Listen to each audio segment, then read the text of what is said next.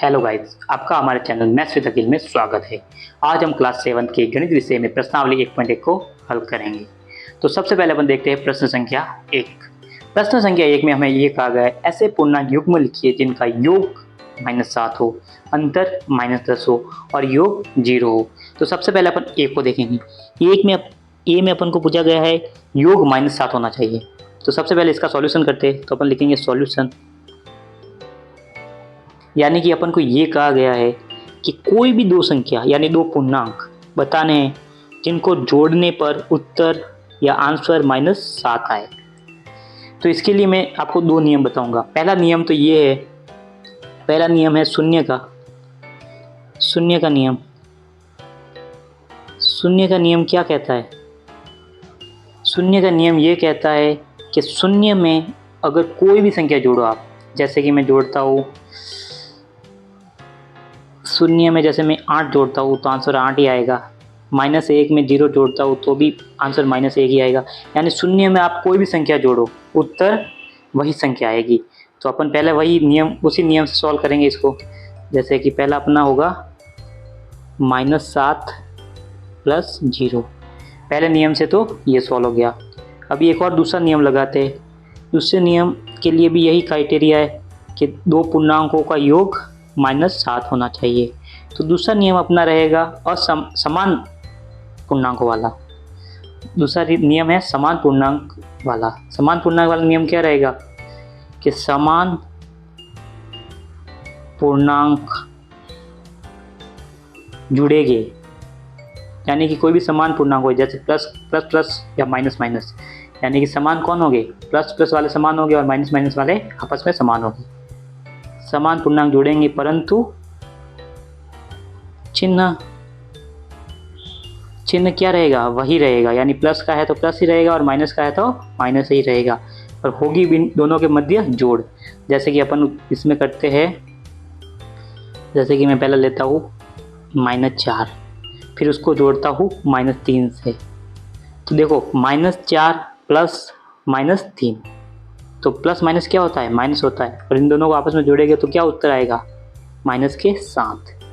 तो दूसरा अपना उत्तर क्या रहा? -4 और -3, इन दोनों को आपस में जोड़ा तो क्या है आंसर?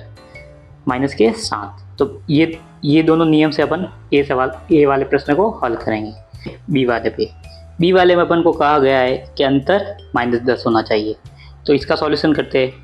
तो इसका सॉल्यूशन के लिए अपन इसी तरह से लिखेंगे, यानी कोई भी दो संख्या जिनका अंतर अपन को -10 लाना है। तो सबसे पहले अपन क्या रखेंगे? अपन रखेंगे यहाँ पे 3 -13, इनका अंतर क्या रहेगा? -10। अभी आप कहेंगे ये कैसा आया? तो इसके लिए अपन को नियम देखना पड़ेगा। नियम नंबर 3 में अपन को कहा गया है असमान पूर्णांक घटेंगे परंतु चिन्ह बड़े पूर्णांक, यानी कि जो भी बड़ा पूर्णांक होगा, चाहे वो प्लस का हो या माइनस का हो, उसका रहेगा। असमान पूर्णांक का मतलब क्या होगा? एक प्लस की संख्या होनी चाहिए और दूसरी माइनस की संख्या होनी चाहिए। तो आप समझ गए ना? 13 इसमें क्या है? 3 से बड़ा है, इसलिए चिन्ह 13 का रहा, और 13 के आगे कौन सा चिन्ह है? माइनस का, इसलिए 10 माइनस का रहा। अभी अपन करेंगे सी वाला सवाल। सी वाले में अपन को पूछा गया है योग 0 होना चाहिए। योग यानी कि दोनों की जोड़ अपन को 0 बतानी है अब की बार। तो अपन करते हैं सॉल्यूशन।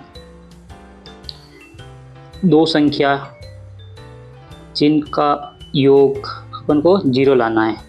0 लाने के लिए अपन क्या करेंगे? अपन कोई भी 0 कब आएगा आपको ये पता ही है कि उसी संख्या में वही संख्या जोड़ेंगे, पर चिन्ह दोनों के अलग अलग होने चाहिए। तो उसके लिए सिंपल नियम है, आप यही लिख सकते हैं,